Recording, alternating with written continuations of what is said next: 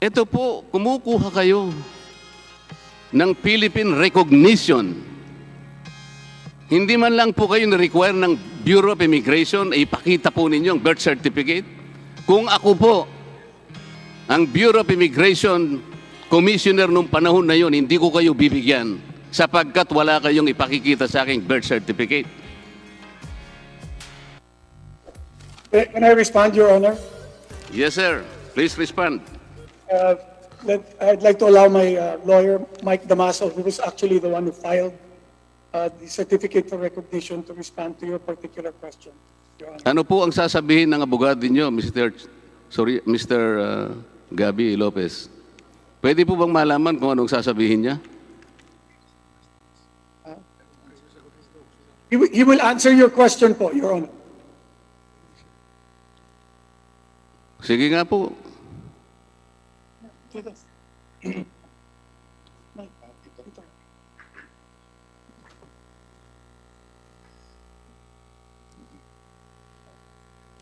Magandang hapon po. Excuse me, Congressman Mr. Marcoleta. Damaso, kayo po ba ay nakapag-take na ng inyong oath? Opo, Mr. Chairman. Sige po, you may continue. Tungkol po dun sa birth certificate na hindi o na isubmit sa application for recognition ni Mr. Lopez, ang rason po niyan ay ang recognition ay procedure para dun ho sa mga walang birth certificate. Dahil kung merong birth certificate si Mr. Lopez, hindi na ho kakailanganin ang recognition at yun lang ho ang isasubmit niya sa Foreign Affairs at mabibigyan na ho siya ng passport. Ang rason ho kaya nga hindi makakuha ng passport ay dahil ho walang birth certificate at hindi na rehistro yung kanyang pagkapanganak sa Massachusetts. Kaya nga itong procedure na ginagawa ng Bureau of Immigration para doon sa sitwasyon po na walang mga birth certificate na natural-born Filipino dahil sa Amerika sila pinanganak. So, yan ho ang rason kaya nga kumuha ho ng recognition dito sa Pilipinas. So di inaamin po ninyo, attorney, na talagang wala siyang birth certificate, hindi po ba? Hindi ho narehistro sa Amerika dahil po nakaligtaan lang ng mga magulang. Oo nga po, ganito lang, simple lang po ito. Meron po siyang birth certificate, pero inisyu po ng gobyerno ng Amerika. Nakaligtaan po na mag-submit ng Philippine birth report, kaya wala pong na-issue sa kanyang birth certificate ang Pilipinas. Tama po? Tama po yan. Oo. Tama po. Iyon po yung tinatanong ko sa kanya kanina. Nung kayo po'y mag-apply, kayo po ba yung tumulong sa kanya? Opo. Nung kayo po'y mag-apply ng Certificate of Recognition, ang binigay po ninyong mga dokumento, tinitingnan ko po, ni isa ay wala pong authentication mula sa ating tinatawag ngayon Philippine Statistics Authority. Ni wala pong pinakita ng panahon na naipanganak po si Mr. Gaby Lopez, ang kanyang ama ay Pilipino pa nung panahon na yun. Dapat po kasi, meron yun. Paano po pagbabasihan ang pagbibigay po sa kanya ng Certificate of Recognition dahil wala nga po siyang birth certificate kung hindi po ibibigay ang mga dokumento na sertipikado, authenticated ng Philippine Statistics Authority. Yun lamang po ang mapagbabasihan natin.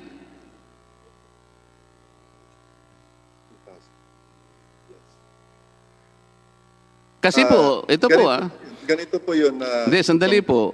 Kung hindi po nakaligtaan ng kanyang mga magulang, at ganun din si Mr. Gaby Lopez, wala po sanang pagtatalo sapagkat meron po siyang birth certificate. The most laudable conclusion po dito, attorney, parang yung mga magulang ni Mr. Gaby Lopez at saka siya, mukhang ayaw naman nilang magpa-recognize bilang isang Pilipino. Sapagkat hindi nila inireport. Hindi po kasi kapani-paniwala, attorney, panganay po kasi si Mr. Gaby Lopez. At maski tingnan po ninyo sa mga larawan, nung siya pa'y bata-bata, maganda lalaki po. Sa tuwa po ba ng magulang kaya nakalimutan niyang, importante po yun, panganay yun eh. Pag napanganak po ang anak ninyo, hindi po niyo malaman ang kaligayahang nasa loob ninyo eh. Kailangan po matala sa gobyernong Pilipino. Alam mo, abogado po kayo eh. Yung certificate of birth, yun po yung conclusive proof. Sasabihin po natin, attorney, under the 1935 Constitution, Filipino ang pangalan niya. Jus sanguinis, di ba?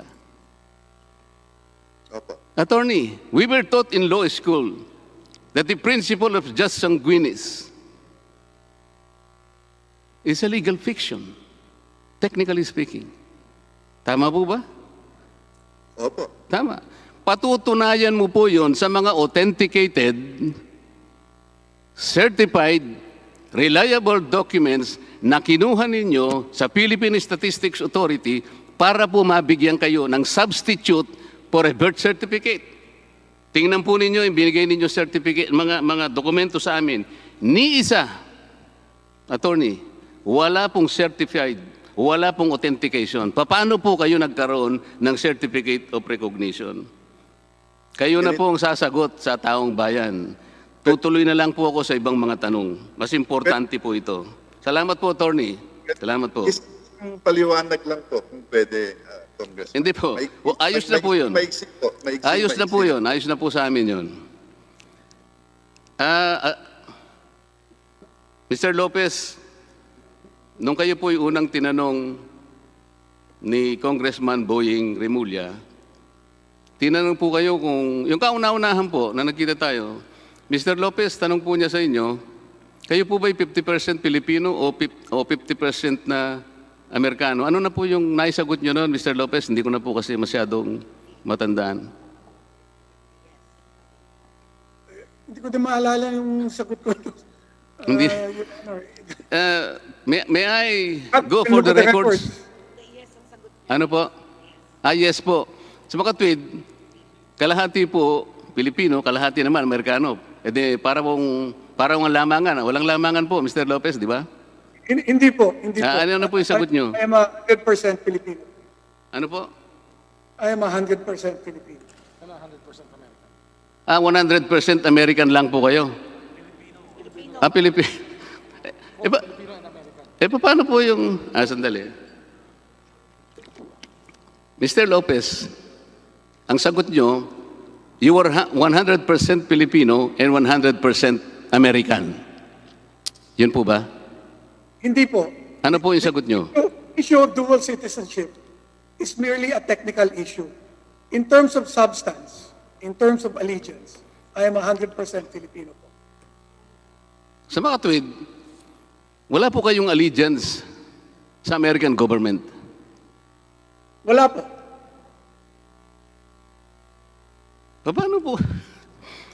Paano po natin tatanggapin yon?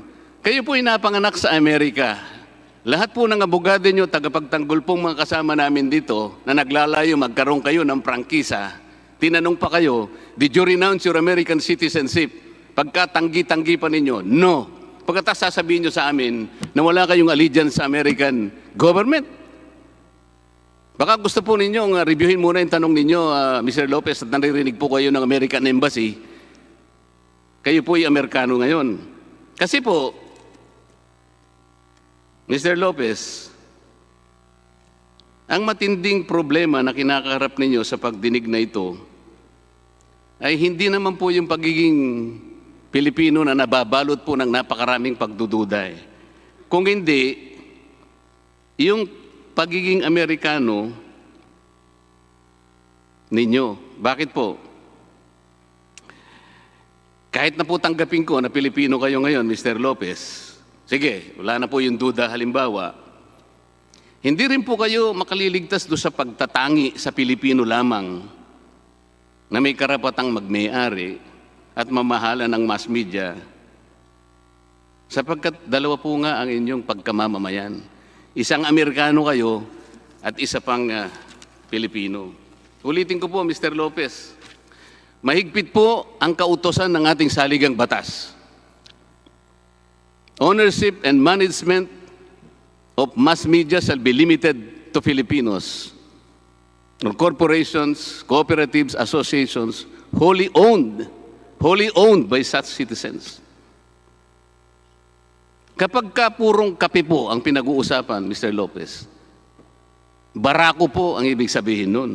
Hindi po kape Amerikano na nabibili ni Congressman Mike Defensor sa Starbucks. Ganun lang po kasimple yun. Gaya po ng nasabi ko na, Mr. Lopez, ang pagiging Pilipino nyo siguro tatanggapin namin. Pero yung nagiging problema, bagamat ginusto nyong kilalanin lang ang pagka-Pilipino nyo ngayon, yung po talagang pagiging Amerikano. Pwede po bang sabihin ninyo sa amin, Mr. Lopez, ito po tapatan, nakaharap po kayo sa taong bayan, na kapag sinusuri natin ang mahigpit na kautosang ito ng ating saligang batas, tatanggapin lamang po ba namin ang pagiging Pilipino ninyo?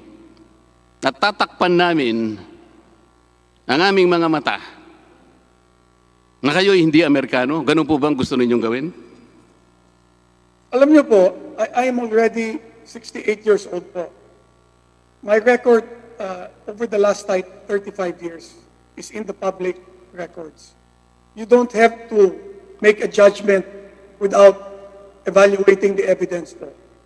So if you look at that judgment, I stand by the record that I have put together in the last 35 years as chairman of ABS-CBN po. It is very clear that my actions have been. There is no question that there's a conflict of interest between my being a Filipino and being an American.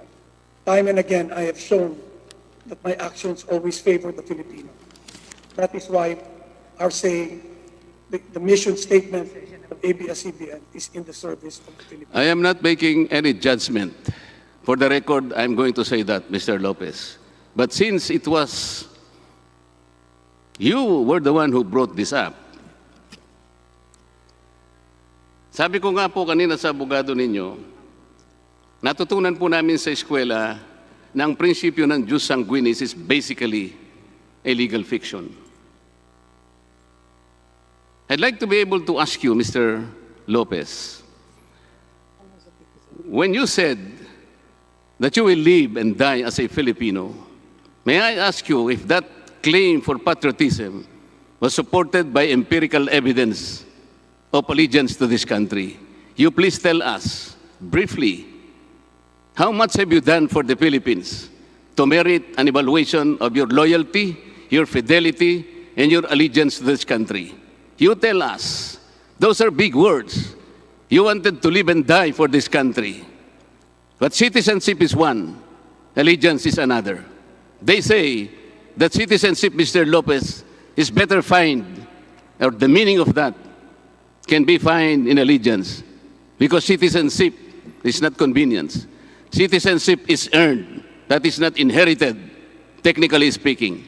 You tell us now, Mr. Lopez, how much have you done so that we can sufficiently assert or even assess your allegiance to this country? It is your time, Mr. Lopez. Please tell us. I agree, Your Honor, that citizenship should not be inherited. It should be earned. Siguro po gumamit na po kayo na, hindi ko po talaga kayo, I'm sorry Mr. Lopez, hindi ko po marinig talaga ang inyong, wala po ba kayong, attorney, bigyan mo naman siya ng mic.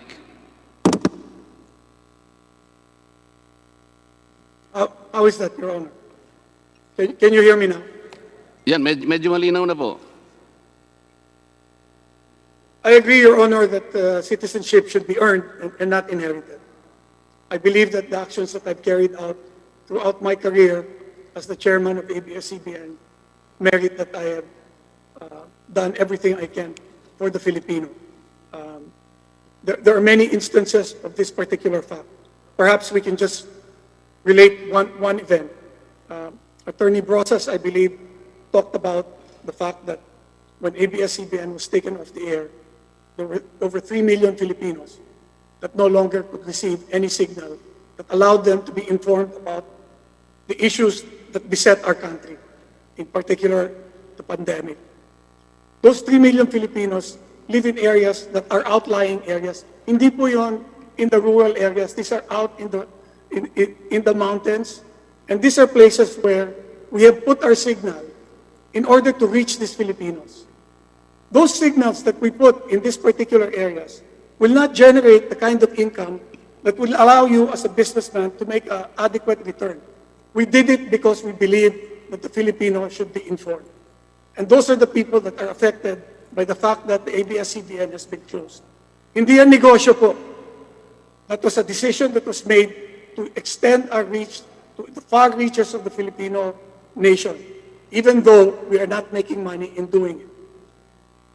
Mr. Lopez, ang allegiance po ay personal. Ang ginawa po ng ABS-CBN, nakapagpasaya sa tao, nakapagbigay ng inspirasyon, yan po naman talaga ang tungkulin ng isang broadcast company. May television po kayo, may radyo. So kung nagagawa po ninyo yan, yun po naman talagang produkto ninyo. Diyan naman po kayo talaga kumikita. So hindi po yun ang allegiance. Ang ibig ko sabihin bilang kayo po, kasi ang i-issue po ngayon kayo, hindi naman ang ABS-CBN. Gusto naming malaman kasi, sino po ba si Mr. Lopez kung nasusukatin po natin ay yung kanyang allegiance sa kanyang bansa? Mr. Lopez,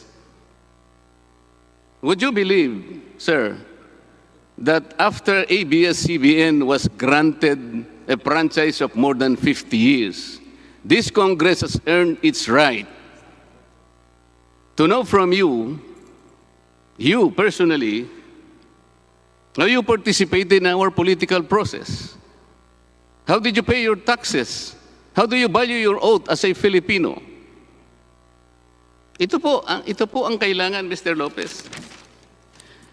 Ganito na lamang po, para siguro matapos tayo sa issue ng allegiance. Mawalang galang na po, Mr. Lopez. Pwede ba naming hilingin sa inyo na i-recite ninyo yung unang linya ng Panatang Makabayan?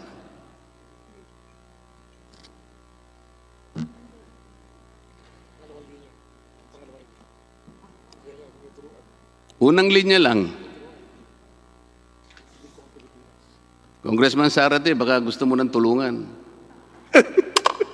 I take exception to the side comments of Congressman Marcoleta.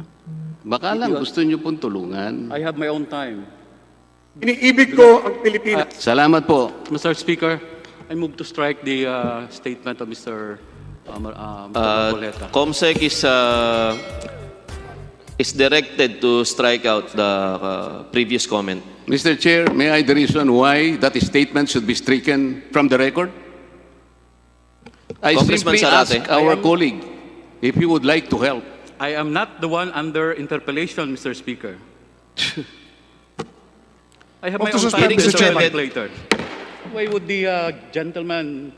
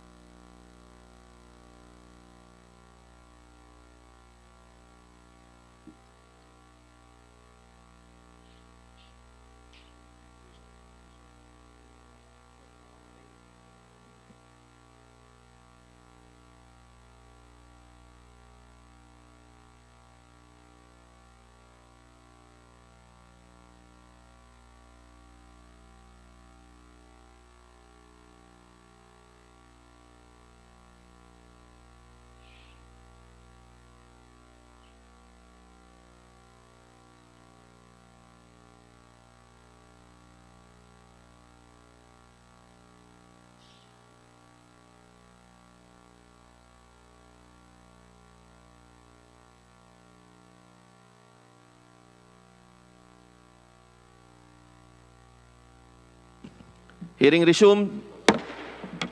Point of order, Mr. Chairman. Congressman Marcoleta, you still have the floor. Point of order, Mr. Chairman. Yes, what is the point of order, Minority Leader? I just would like to ask if this is a committee hearing or a court, Mr. Chairman. Obviously, Minority Leader, this is a committee hearing. This Okay. is a joint committee hearing. Therefore, if this is a committee hearing where members of the committees are not even lawyers, we would like to request that yung mga abogado natin